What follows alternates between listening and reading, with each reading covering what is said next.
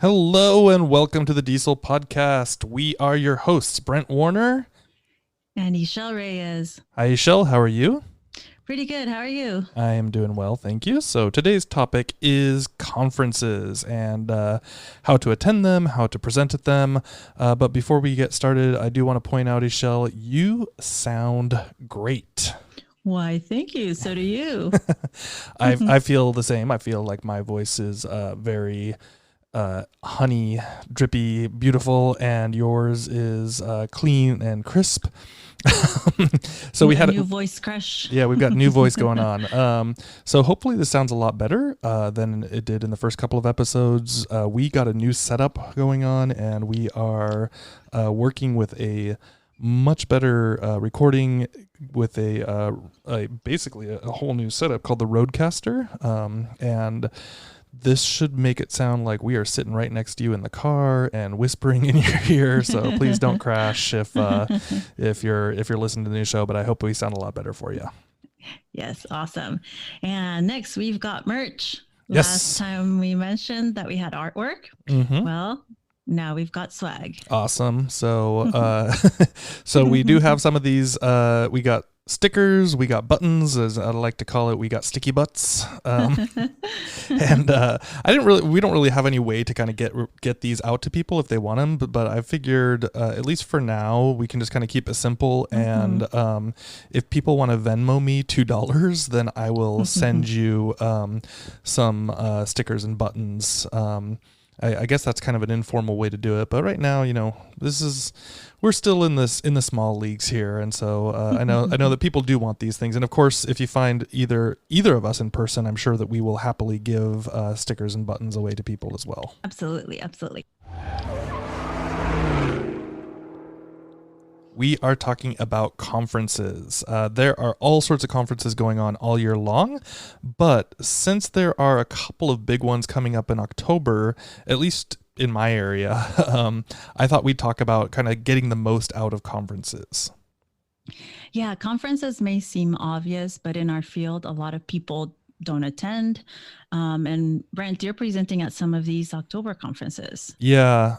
So we want to make sure, people do feel encouraged to attend. I mean, of course, people want them to go to these things. And I understand, I guess we could talk about that a little bit. I understand that people, are busy and they've got to work and all those things, but they're really valuable. And Absolutely. so, yeah, I am presenting at a couple. So first I'm presenting at Tesol, which if you're not in California, then you might not know as much about Tesol, but it's the largest annual Tesol conference on the West Coast. So it's fairly large, right? And I'll be presenting on a Sunday workshop. So usually, the conference usually goes like Thursday, Friday, Saturday, and then there's like the optional Sunday to go in for these extra workshops. And so I am doing a workshop with Melissa Reeve and Jose Cortez from Solano College. And so if you're going to Tesol, I will be there. It's going on from October 3rd, I think, from this until the 6th. So shortly after this episode gets launched, we're going to be going there. And then 2 weeks later, I'm going to go back up to the North Coast. So that's, by the way, that's in San Jose. And then I'm going to be back up in the Northern California area for the fall Q conference. Q is the Computer Using Educators Conference, and the fall one's a little smaller than the spring one, but it'll be a couple days on the weekend, October 19th and 20th, up there in Folsom. So we'll see how that goes. Place. Yeah, it's gonna be a very busy October. See that. Right.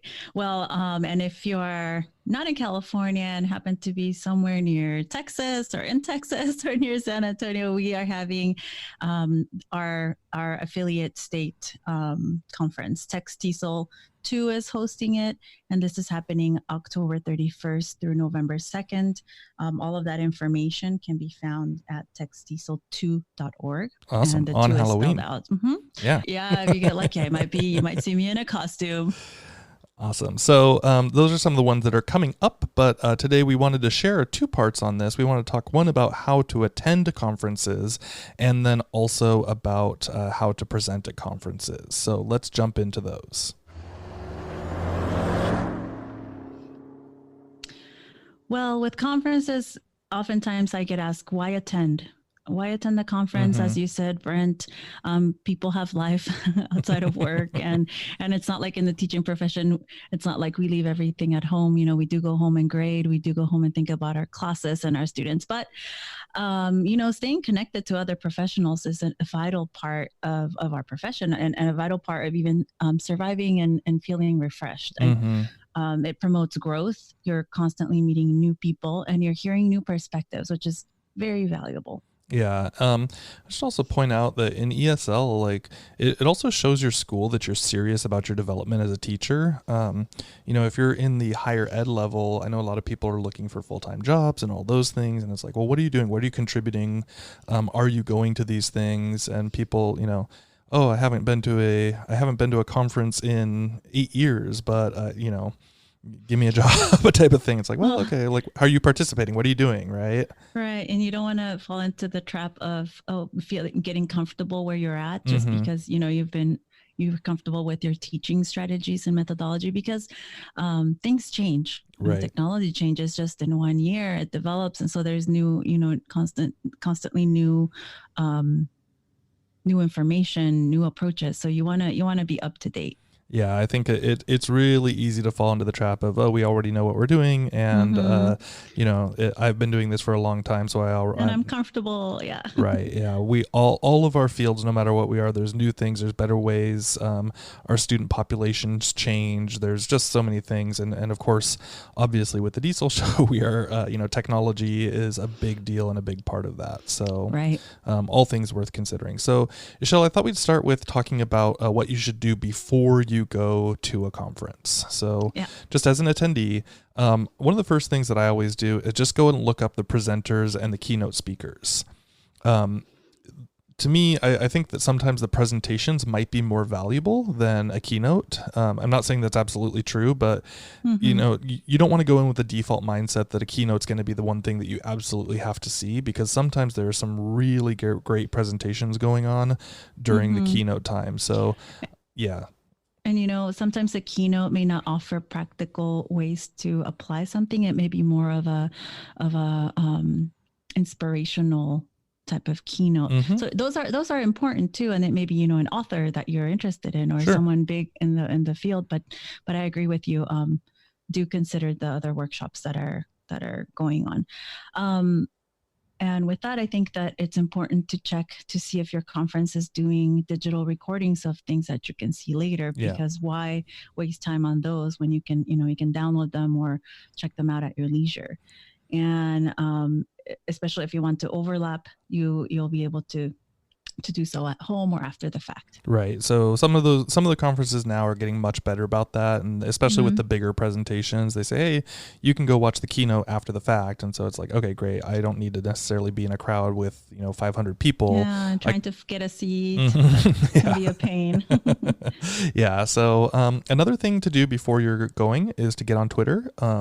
So obviously, Ixchell, you and I are pretty active on Twitter, but I like to go and see like what presenters are active on Twitter. So if they have a schedule up, like now, you know, a lot of the conferences are doing these online schedules. And so you go in there and the presenters can put their Twitter accounts or, you know, whatever their online accounts are. And then I like to see if they're active, because if they are active online, then they're likely to be teachers who have a lot of share. They're already connected. They're kind of like involved with the digital world, and almost, to tell the truth, I think sometimes if you see someone who's really good and sharing a lot of good stuff online, you know that their presentation is also going to be pretty high par. Right. Also, you want to read between the lines. The descriptions often tell you without telling you if the topic is too easy or too much in the weeds. Yeah. I've had that quite a few times where I've gone and I kind of like, have you ever had that where you sit and you're like, I don't know about this one, but maybe I'll go check it out. Right. And then you sit and you're like, I should not have sat in the front row. I need to get out of this room. Yeah. And the same goes for some that might sound brilliant, and you sit there and it may not be what you thought. So right. Again, like you said, don't sit right in the front. Yeah, it is worth trying to, like, I try to sit kind of by a back door sometimes if I'm not sure about the conference. But like I said before, if you know the person, if you're aware that their presentations are good, I'm front and center if I can be. And then finally, if you're going with colleagues, if you're planning ahead, say, hey, this is one I'm going to go to, you're going to go to that one. And then you guys can spread the love, right? And have people check out different ones, and then you can share resources afterwards. Yeah, sometimes people make the mistake of going, they don't want to go alone. But again, why send 3 people to the same session when the 3 of you can go look at different things? And then if one doesn't work out, come back to that one session that you're interested in. But that way you can gain the most out of the sessions, the concurrent sessions. Right. Okay, well, that's before the conference. So let's talk a little bit about what to do at the conference. Yeah. So my number one tip is to network and talk to people.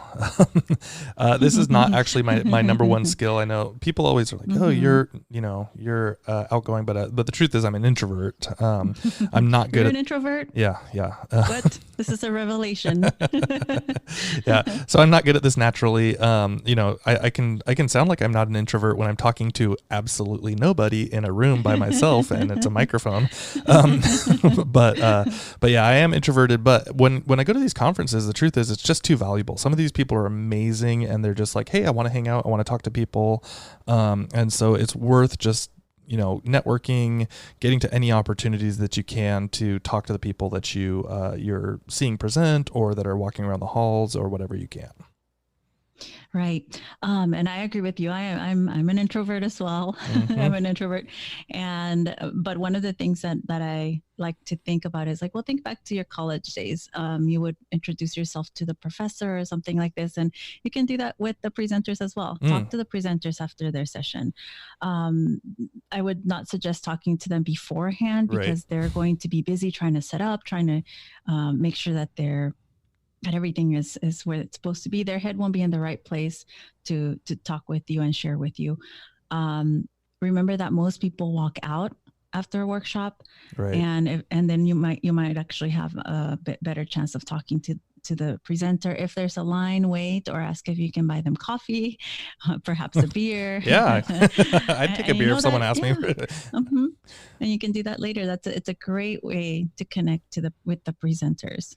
Yeah, I mean, it really is true. Like, we've presented a few times, and people just walk out. They're like, "Great, thank you, goodbye." And it's like, "Cool, no problem." I mean, not that I'm like waiting for everyone, but at the same time, if someone wants to come up and talk to us, like, we're there, and it's a great time to come talk right after we've just finished everything. Right, and some of the best friendships, I can call them friendships now, more so than professional relationships, have come from meeting someone who came up to us, perhaps, and inquired and talked more, and we shared and we learned, and now we connected, and now we're actually friends. So. Yeah. And by the way, you don't just have to grab them like right after their presentation. A lot of times you'll just see them sitting around the hallways. They're just kind of looking through the catalog, and they're normal teachers just like us. and they're looking to attend other interesting sessions and meet interesting people too. So they might be introverted as well. Absolutely. Very likely. Most conferences will also have networking dinners or mixers where you can attend for free. If publishers ask you or invite you, go. This is another place where you're going to meet other people. Sometimes they'll be there by themselves, other introverted individuals. Yeah, we got to pull each other out of our shells sometimes, I think. So, yeah, those networking dinners can be pretty good. And then also, one thing I would say, besides networking with people, is don't feel obliged to go to everything. I like to say over prepare and under attend. You can say, hey, I want to go to all these different things, but it's also okay to just go, I'm not going to go to a session right now. I'm just going to sit and think and maybe put my ideas together, or I just need a break from this stuff, and it's totally okay to do as well. Yeah. And if it's your first conference, especially, you might be overwhelmed, which is why it's so important that you plan before the conference so that you maximize your time and you're able to have energy to go to some of these events. So let's move on to after the conference. And mostly you're expected to bring back your learning to your site, but a lot of people rarely do. I mean, some workplaces will send you and pay for a registration so that people are able to spread that information. Mm-hmm. But how can you make sure that you share? How can we?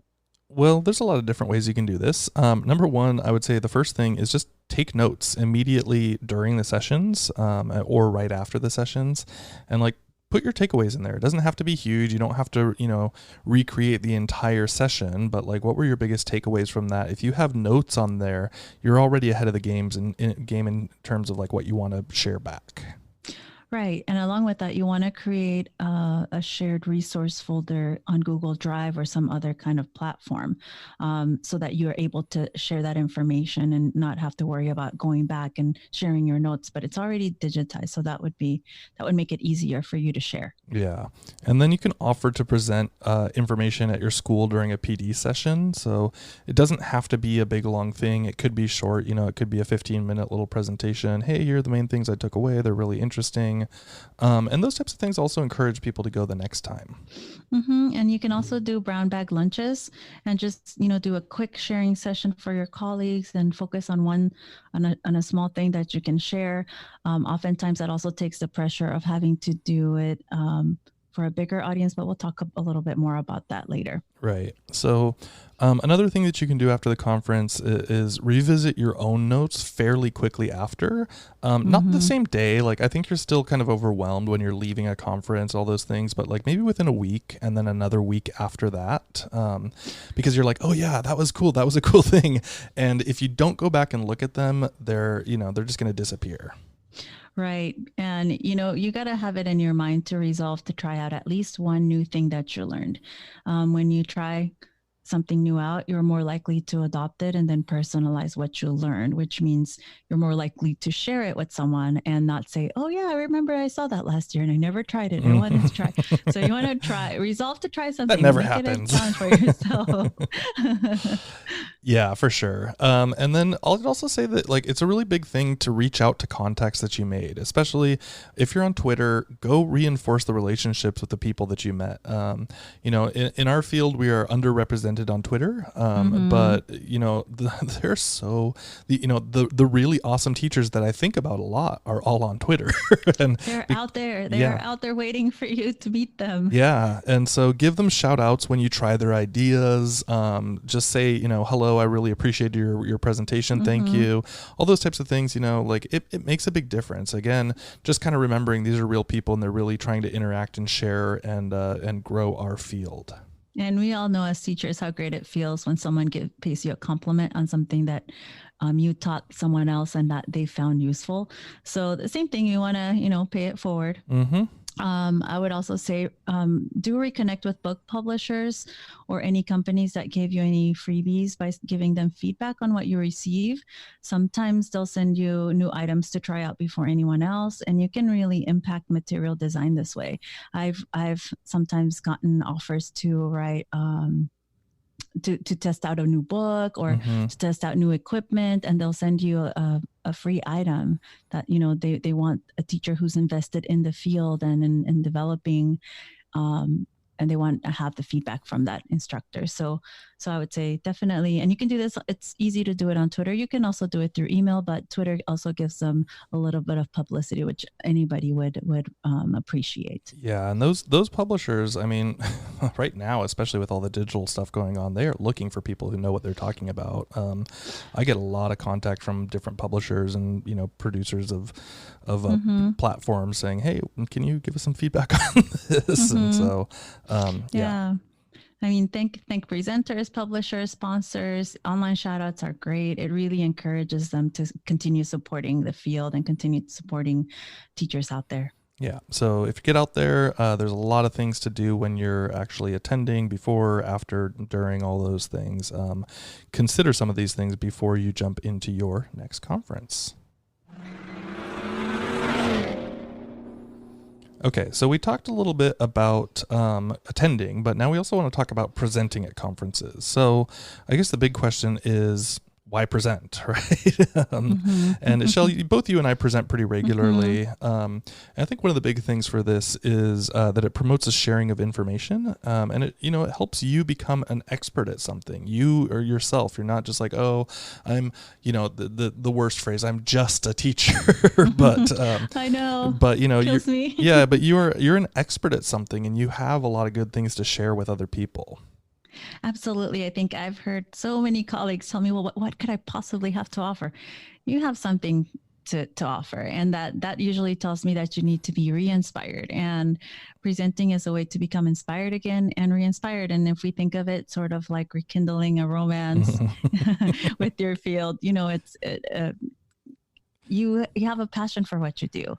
When you share what you do, you're passing on that passion to other instructors. So you're an expert at something. Yeah, I mean, it's true that kind of the rekindling the romance, it kind of sounds funny, but like we kind of get tired, and it's like, am I doing okay? And then it's like suddenly a stranger is like, whoa, what you're doing is really amazing and interesting. It's like, oh, I didn't think that, but that makes me feel better about what I'm doing. And there's a lot to that.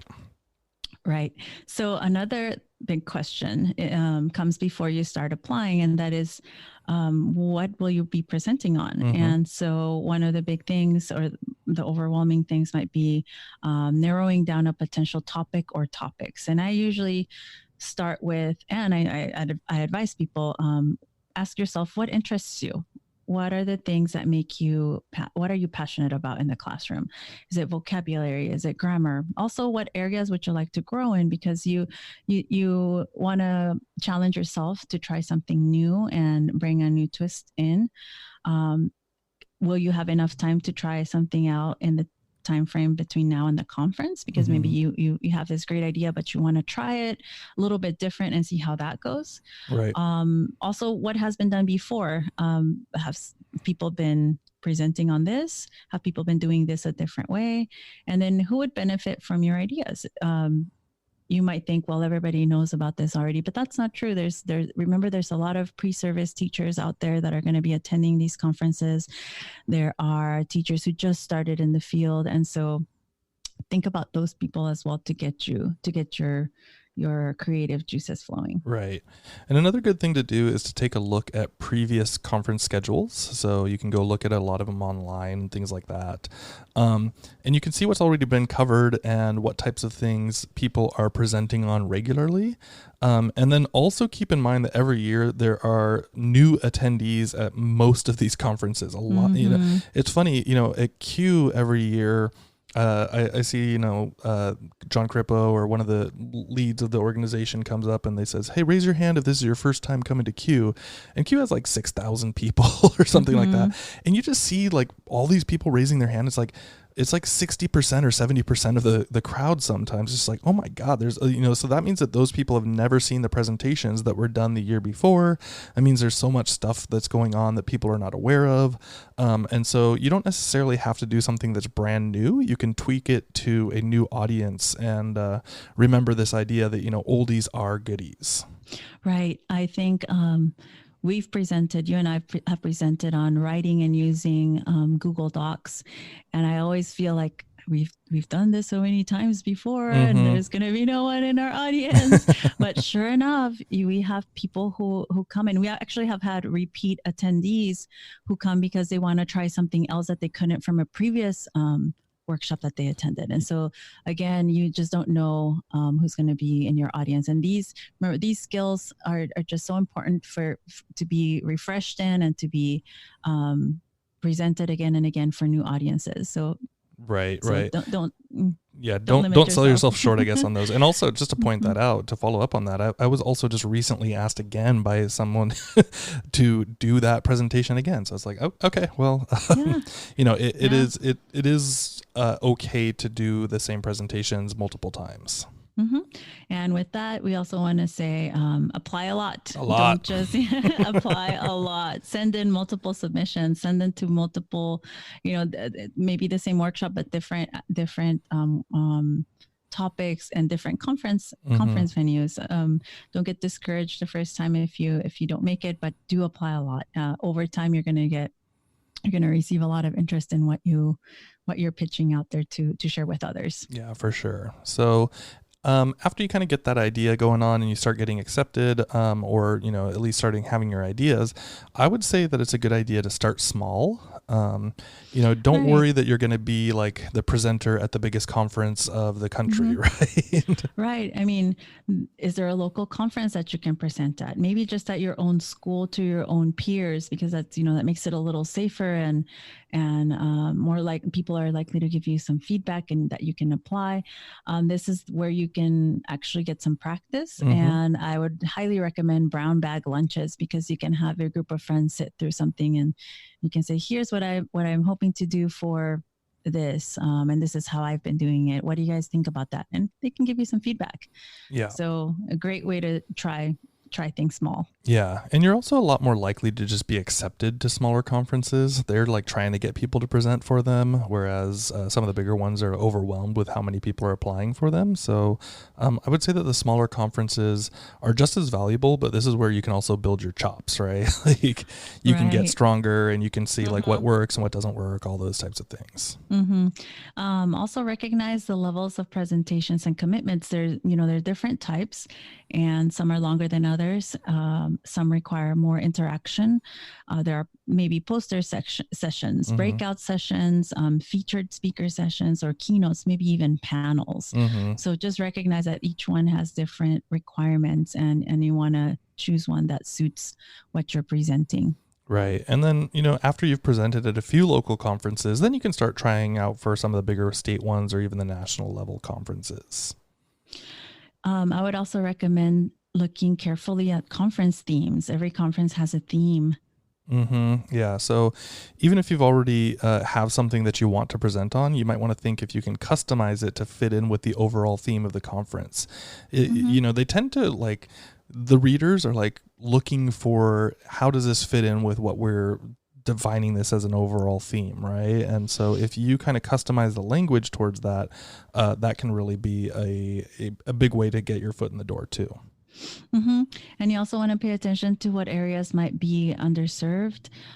Is there an area that you have expertise in, or a unique take on that area? What can you fill in that hasn't already been filled in by what's being presented at the conference? Yeah, absolutely. A couple other things you can do: co-present. Ixchell, you and I present quite a lot together. Yes, we co-present together. That I noticed recently as conferences are coming up, DIESOL's coming up. People have been asking us if we're going to be down there. Yeah, and it's not the first time, but it's just really nice to be recognized and to be remembered and to want to be seen, or people find our ideas helpful. So, but yeah, co-presenting can help take the pressure off and still get you in the door. You also get a chance to bounce your ideas off of great people and build relationships. And, I've co-presented with people when we were not in the same state. Yeah. Oh yeah. Our sneaky way of doing multi-state presentations. I guess we're letting our secret out of the bag, but yeah. But we've done it a few times where we dial the other person in via Skype or something like that, and we actually present showing how digital tools can work even when people are not together. So yeah, there's no limit. There is no limit. Yeah, absolutely. And then finally, I would just say, make sure you really prep. When you're going and presenting, you really want to show your best side. Almost think of it I think of it kind of like a job interview. Obviously, I'm not looking for a job, but I want to put my best foot forward. I really put my work in, make it killer, unique, and I want people to leave wanting more information. Right. And remember, the reason we're sharing is because we want others to see the passion that we have with that lesson, or that whatever workshop we gave, whatever the topic was. We want those people to take that with them. And people talk. Yeah. People talk, and word gets around if you're good. Yeah. And sometimes if you're not, word also gets around. Not so much. Not enough to scare people off from presenting, right? But yeah, it is. People see hey, actually, this person has a lot to offer. Maybe we can ask them to come and present at our thing, or different things like that. Yeah. And so we want to emphasize the positive aspect of this. Yeah. You'll be great. You apply and you will get in and you will be awesome. You, dear listener. We will find you and we will sit in your audience. And we'll tweet about it. Awesome. Yeah, so there's a lot to think about there, you guys. If you're interested in applying, start going online. You do have to apply early, so get on to the conferences that you might be interested in and get on their mailing list, because they usually send out messages 6 months to a year in advance. And so even, we're talking about it now, but you might be presenting in fall of 2020. Right? Yeah. Yeah. So hopefully some of this stuff works and helps you on your path. All right, Ixchell, we got our fun finds. All right. Well, Brent, I like to run. I do a lot of running during the week. Sounds terrible. Okay. Okay, I should rephrase that with I do running because I like to clear my mind. Oh, there we go. Okay. But I recently found something called Liquid IV. Okay. And it's a non-GMO hydration mix. It's about $1 a packet. It's a little bit pricey, but it is really, really good. You don't get that crash if you're trying a sugary drink. You can also, if you're not a runner, you can still use it if you're sick or if you're feeling a little bit, if you're feeling extra thirsty. But my sister told me about it and I've been hooked on it. So Liquid IV. Okay, cool. So mine is an Instagram account for all the dog fans out there. Ixchell, I know you're a cat person, but you like dogs too, right? Yeah. So the Instagram account it's very popular. It's called Doggos Doing Things, and it is simply dogs doing things. But it's super cute. They have all, it's just like dumb little things that people are doing. Sometimes it's just like, head tilty things, but like for a half-second video, it kind of makes your day better. It's a better thing going on than a lot of the stuff that you get stuck and inundated with online. So, so if you want to alleviate your day a little bit, follow at Doggos, Doggos Doing Things.